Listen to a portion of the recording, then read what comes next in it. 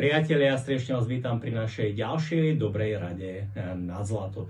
Druhou najväčšou ekonomickou výhodou vlastnenia fyzického investičného zlata práve v súčasnosti, v tejto aktuálnej ekonomickej situácii je, že fyzické investičné zlato je anonymné, čo prakticky znamená, že neexistuje nejaký verejný, vnútorný alebo akýkoľvek iný register, ktorý by určitým spôsobom evidoval vlastníkov fyzického investičného zlata, čo je pri hnuteľnom alebo nehnuteľnom majetku v súčasnosti už veľmi ojedinelé a preto naopak veľmi atraktívne a žiadané. Takže priatelia, toto je práve v súčasnosti jeden z najdôležitejších ekonomických dôvodov, prečo vlastniť fyzické investičné zlato, a to je skoro najvyššia forma anonymity, aká vôbec v súčasnosti na trhu existuje.